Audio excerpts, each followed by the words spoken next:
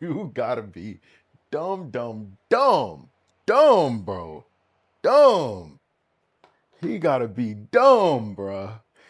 We'll talk about Hugo Ekitike in a minute, bro. But wow, interesting Carabao Cup clash. We don't get tripped up in the first round like we did last year. Arne Slot has learned his lesson. It was a semi-strong squad, but this is still a squad. It's very different than the one that we played last year, obviously, against Plymouth. But this is very much a squad of players that know their place in the team. And as disappointing as that is, I'm still fine with that. And I was asked in the Discord, what's your thoughts on that first half? And honestly, I'm not surprised. I'm really not surprised and not even really disappointed with the way that first half went because I'm expecting these types of performances from these players, right? I'm not expecting first team quality out of our backup players. I do want the quality to be there. I don't want there to be a huge drop off. And I do think there are players in that side that play tonight that do play and that is playing like they want to be in the first team. And then there are players, and that's in this side, that know their role and they firmly have earned the spot in the team that they have right now, if that makes sense, right? And we're going to talk about that. The main thing is Federico Chiesa. He was the best player on the pitch outside of Giovanni Leone. Unfortunately, went down injured. I think with a double injury, a concussion, and probably some sort of tear in his leg. It looked maybe like a thigh. You'll have to comment down below if anybody has any additional information about Gio and if he's going to be able to recover because he looked the real deal today. And it's heartbreaking seeing it. A player that young, and thankfully he is young and he does have his whole career ahead of him, go down in what seems like a serious injury, but let's hope and pray that it's not because we're going to need him this season, and that's for damn sure. I think it's pretty clear after the display from Joe Gomez today, who had some bright spots and then also had a lot of errors today, misplaced passes, that we're going to need Gio. And then I'm looking at the whole Gahey situation. Will that come back to bite us in the butt?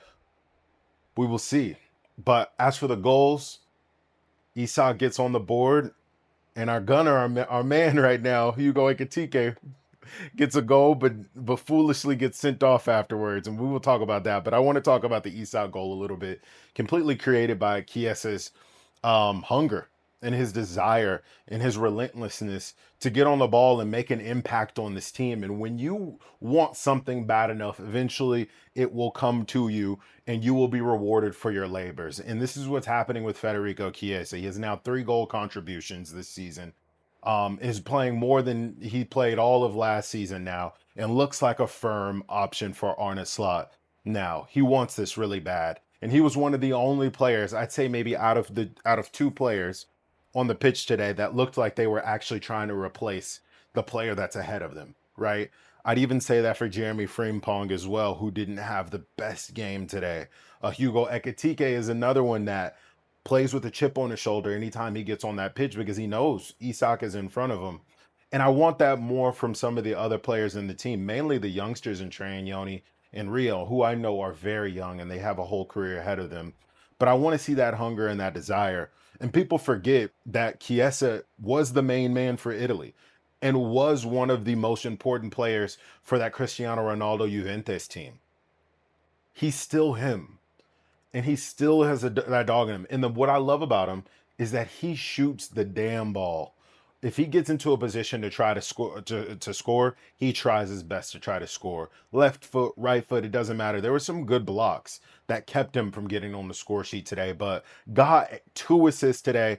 For me personally, Federico Chiesa is an easy man of the match for me. But of course, we got to talk about the elephant in the room, Hugo Ekitike. What's this guy thinking? What's this kid thinking? Remember that. He's a kid. He's young, 22 years old. And some of the media that's been coming out this week, I thought was really clever and really cute. And I thought it showed his personality a little bit more. And I think we are actually starting to see that personality.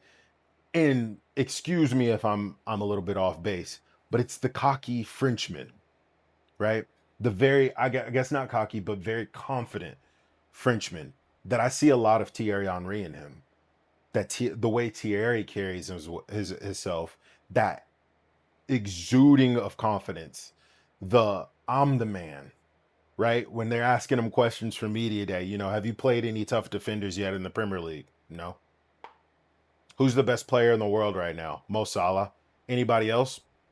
Well, I play with him, but no, no one else. You know what I mean? Like that type of cockiness, the celebration when he scored, and then now taking the shirt off. And I think he knew he was on the yellow card and was trying to get red carded just out of spite, that rush of blood moment when and you're just like, I'm going to do it anyway. I think he was doing that because you could tell by the way that Jeremy Frimpong came up to him afterwards and pushed him, was like, bro, what are you thinking? And Hugo just walked past him, walked straight off the field, walked past Arne Slot. I don't know how he's taking the Isak move. I think maybe he is. And this is going to be a test of Arne Slot's man management because Hugo can't stop scoring. And now Isak's on the board. So what do we do with these two? And hopefully egos don't clash because Hugo has an ego, and I think you need to have one as a forward. I think you need to have one. I think you need to have that edge, that chippy side of it.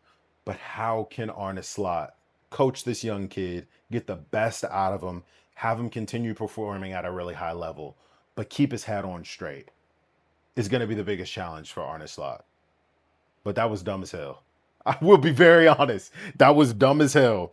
And as funny as it is, he has to do better because now he misses the next game. He doesn't miss the next round. He misses this next game this weekend. And it puts Arne Slot in a tough position, mainly because now, what?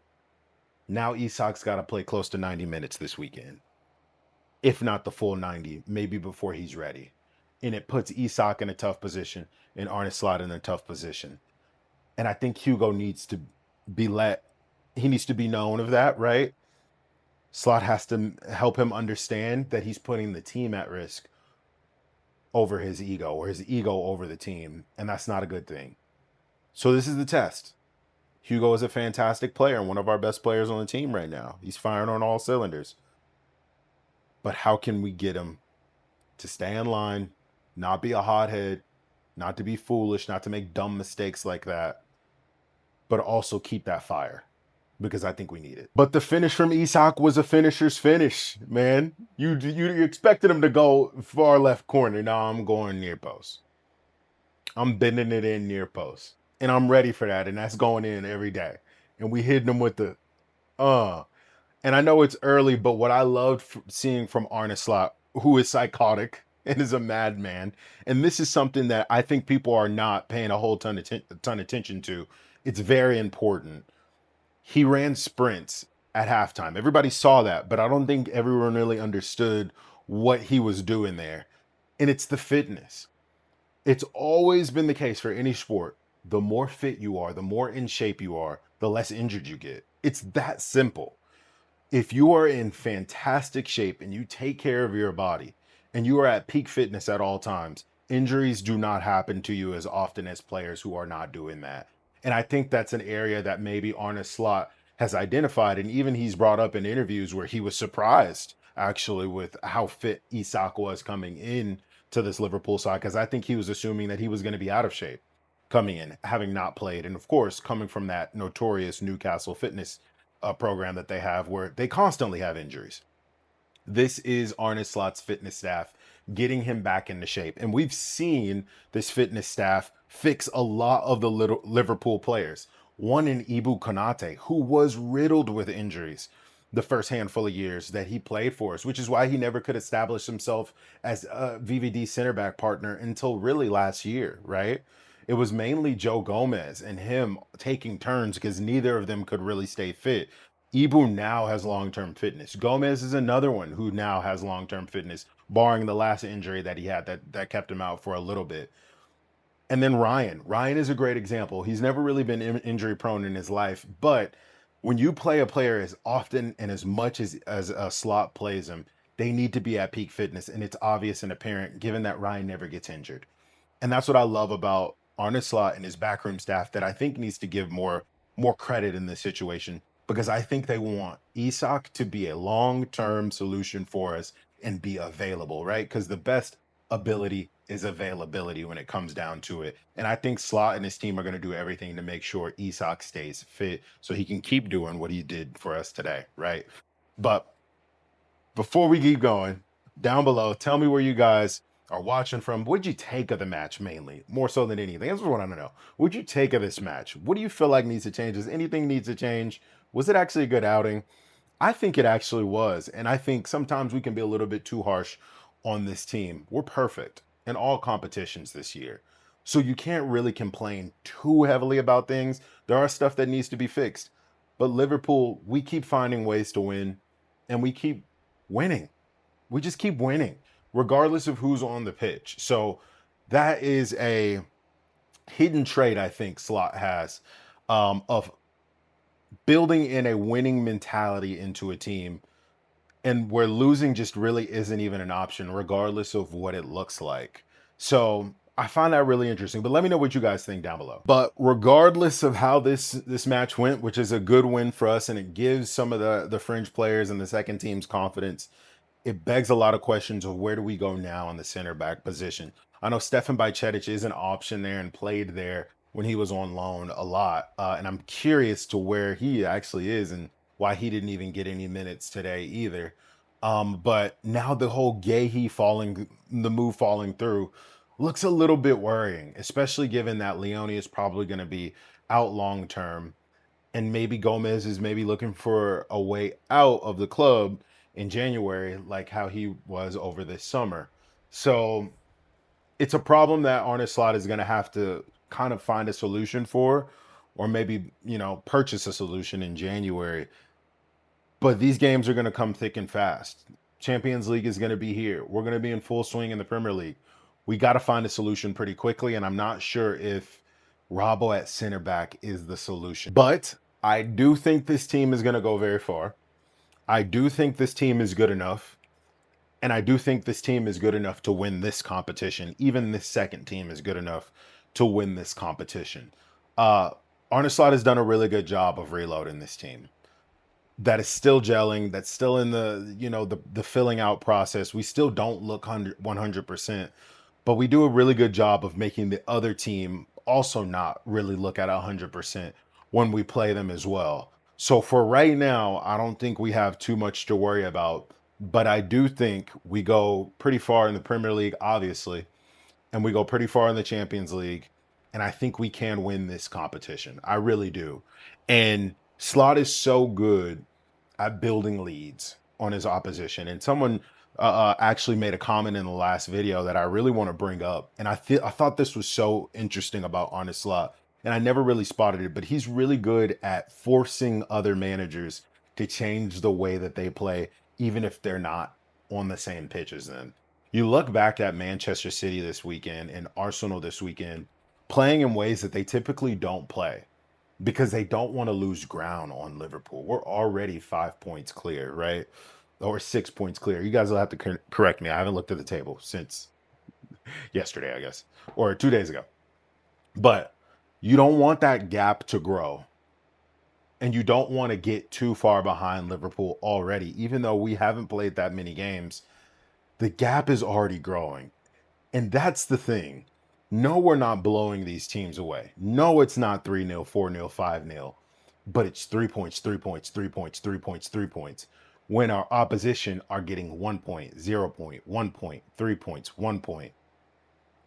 That lead, the compound effect, right, is going to eventually catch up to these other teams like Manchester City, who could not afford to lose the over the weekend against Arsenal, or else they would effectively maybe have been out of the title race already.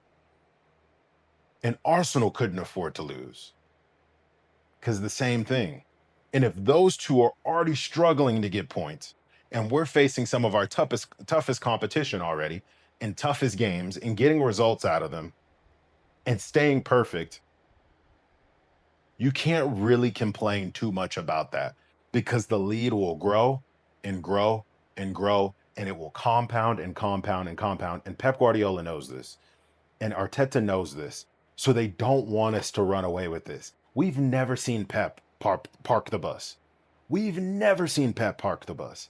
He parked the bus this weekend to try to at least get a point to stay within distance of us. And that's the magic of Arne Slot. It's not pretty all the time, no. But he knows how to win. He knows how to get results. And he knows how to put pressure on other managers so that they change the way they play. They're always looking left. They're always looking right. And we're always looking straight. It's a blessing. And I don't think we really understand. And I don't know if we are thankful enough for the way that Arne Slot has been able to put this team together and grind out results and chisel out results, maybe when we don't deserve them and maybe when we don't look our best.